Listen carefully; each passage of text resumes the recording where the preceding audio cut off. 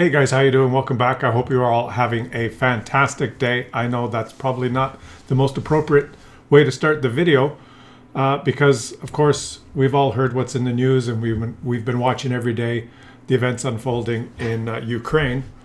And I'm going to make a video talking about some things here, but it's going to be a little bit different than what you might expect. We're not going to just talk about my opinion or your opinion or who's right or who's wrong. I'm going to try and show you some data and talk about things that maybe make you think a little bit, okay? Because in times of adversity, in times of strife and trouble, you really find out who your friends are, and you can see how the world works, what's happening and what's going on kind of behind the scenes that maybe most people don't realize or don't know because it's not really reported. It's why I have such a pessimistic view of politicians and the world. Basically, what I've noticed is that freedom is temporary, and you can only maintain freedom with strength. If you don't have strength, you may fade away.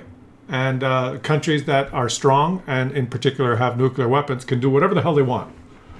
And we've seen that through history, that strong countries survive and weak countries fade away. People immediately jump to opinions, right? What about when this country invaded that? What about when that country invaded there? What about when the Romans did this? What about when the US did that? What about when Great Britain did this? What about when Germany did that? I know. It's happened throughout history. Strong countries win, weak countries lose. Now, think about this for a minute. 30 years ago, a newly independent Ukraine was the third most powerful nation in the world. They had the third largest nuclear weapons arsenal in the world. But Ukraine made the decision to completely denuclearize about 30 years ago. They were pressured by both Western countries and Russia to do so.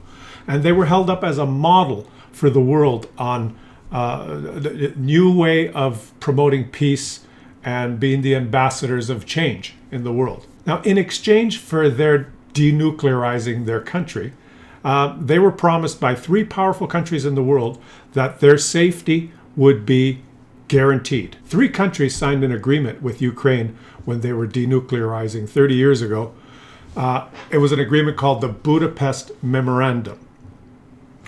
Three countries signed it and guaranteed Ukraine's safety and future. What three countries guaranteed their safety and future in exchange for them denuclearizing? Which three countries signed that agreement? Can you guess? Well, Russia signed because Russia was not comfortable with Ukraine having nuclear weapons. What other two nations signed? The United States and the UK. So the United States, the UK, and Russia helped Ukraine denuclearize. They signed an agreement, and now fast forward 30 years and see what's happening. Russia is invading Ukraine, and the UK and the United States impose a few sanctions. It's a sad world, isn't it? There's a good article about this. I'll pin it for you so that you guys can read it. You can read about this stuff. Why Ukraine gave up its nuclear weapons and what that means in an invasion by Russia. And I'm not going to read it all, but I'll let you guys, I'll leave it in the description here. It's a good read. Should Ukraine have denuclearized? Guys, this is a debate. You can have all sorts of opinions and you can argue about it in the comment section. And I'm not going to give you my opinion. I'm just pointing out some facts that have happened in history. And you can ask yourself the question, if Ukraine had nuclear weapons now, would Russia be invading? And I think the answer to that is no. I think countries that are strong keep their freedoms, and countries that are weak lose their freedoms. In Canada, I live in Canada, and we have this, we're a very feeble, weak country now. And in fact, over the past 10, 15 years, Russia has been probing our northern borders. And what you guys see as a map, most Western viewers that look at a globe or a map in Canada, the US, or anywhere in Europe, when you look at a world map, you see the border of northern Canada goes up to the North Pole where Santa Claus lives. You look at that map and you say, that's the world map. Well, that's not the map that Russia has. Russia is constantly probing our northern borders under the ice with submarines pushing further and further into our territory, and they just say, well, no, we don't agree with that border. They're interested in the north. And a strong Russia, depending on how they come out of this this situation with Ukraine. I don't know how this is going to end, but if it ends with a strong Russia, Canada's got something to worry about, because we can't defend our northern border. We don't have a proper navy. We don't have any submarines. We have non-functional air force with no modern planes. We don't have aircraft carriers. We don't have anything. We just have, we're one of the countries that have spent the fewest dollars on our military of any NATO country, and we rely simply on being part of the alliance, North American NORAD and NATO, and we just expect the Americans to come save us if something happens. Now, I think if a country, well, let's just use the word Russia, invaded Toronto, which is just a short hop to Buffalo, Detroit, and New York, maybe the Americans would probably come and help us. But if the Russians took over some part of the northern ice islands near the North Pole, because they were interested in, as the ice melts, in some traffic, moving shipping lanes or minerals or exploration, would anyone come to our aid? Probably not. Right? Probably not. So we're weak. My country is weak. In our national anthem, one of the words in our national anthem is "True North, strong and free," but we should change those words to "True North, weak and temporarily free," until someone takes it. Sorry, I got a little bit sidetracked there, guys, but let's move on to another point I want to make in this video. Again, no opinions, no inflammatory rhetoric. Let's just examine something here that you probably haven't heard of. There was a United Nations vote. Whether you agree or disagree with what's happening in Russia and Ukraine, okay? Whether you agree or disagree, there was a vote in the United Nations on a resolution. The resolution states, I'm going to read it for you here. The resolution deplores in the strongest terms the aggression by the Russian Federation against Ukraine and demands that Russia unconditionally withdraws all its military forces from the territory of Ukraine. It also condemns all violations of international humanitarian law and violations and abuses of human rights. That was the resolution. Then the countries of the world vote on this resolution. It passed unanimously, with most countries voting in favor. But do you know who your friends are? Do you know which countries voted yes or no? Let me show you here, guys. This is the full list of countries that voted against the resolution. So countries that are allied and agree with what Russia is doing, okay? Russia, obviously, Belarus, North Korea, Eritrea, and Syria. Those countries voted against the resolution. These countries are standing with Russia. Now you may ask yourself, well, where's China? What's going on? There are some countries that abstained from the vote. Now, why would a country abstain from the vote? Because they don't want to be on record as voting for or against the resolution. Now, some what you might think are allies of Russia abstained, like Cuba abstained, and China abstained from voting, which is really a kind of a diplomatic way of saying, we're not with you. We're not your enemy, but don't count on us. Okay? But there's some weird countries here that abstained.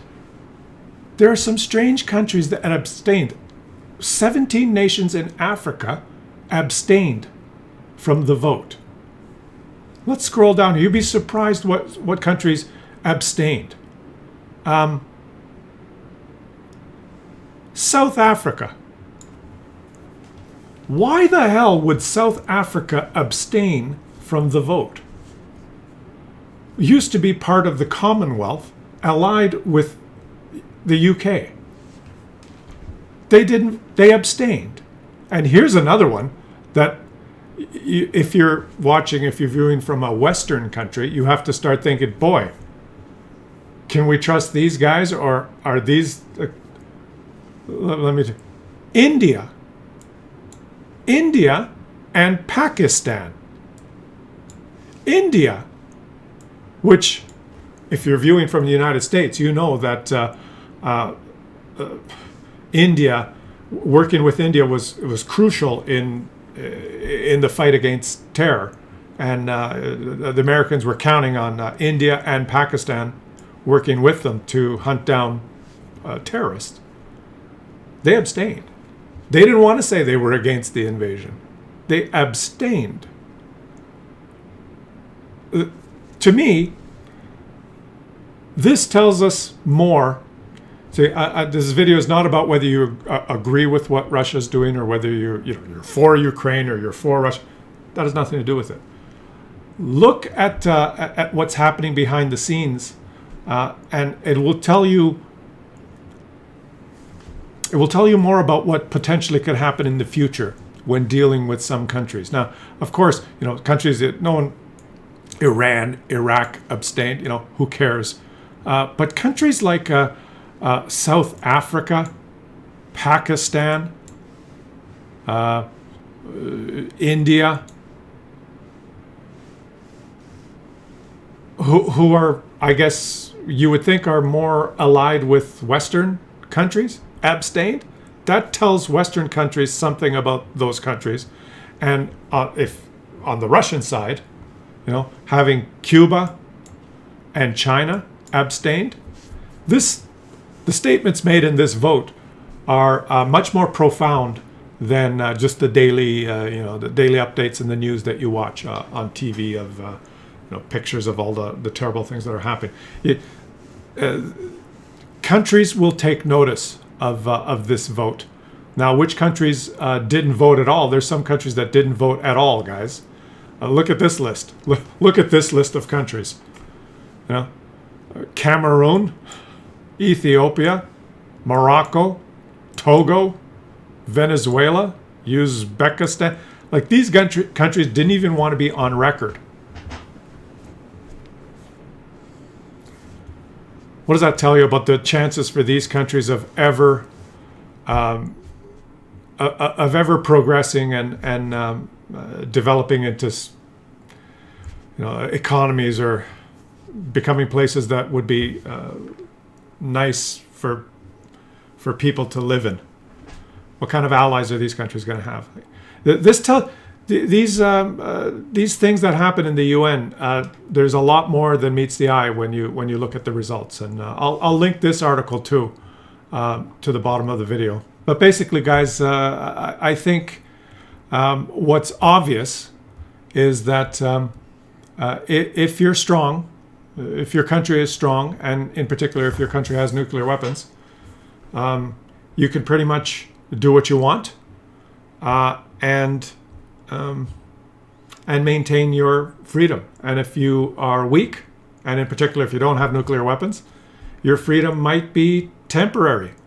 And if you live somewhere like Canada, no one would but Canada cannot never get invaded. Who's going to do? You got the United States right there. You're part of NORAD. You're part of it. Well, we don't have a military, and I hope our leaders are. I think there's going to be a kind of a mind shift here after this, or during this this crisis, that countries are going to start thinking, it's not good enough just to have allies like this. In exchange, the US, the UK, and Russia would guarantee Ukraine's security in 1994 agreement known as the Budapest Memorandum. It's not good enough to just have a memorandum and some allies. It's just not good enough. If you're not strong, you may lose everything. And guys, I just wanted to kind of post this video. I think I'm trying to be thoughtful. I'm not trying to insult anyone. I'm not trying to make light of anything, or because any people that are facing adversity and going through a terrible situation now, I feel bad for any any war and any people that are being persecuted. It's just terrible. But I wanted to post this so that make you think a little bit. The world is a terrible place, and countries and diplomacy and politicians are all fucking assholes. And that's all I got to say. Leave some comments. I'll be interested in reading your comments down there, and I will catch you guys on the next one. Stay safe, stay happy, guys, and I'll see you on the next one.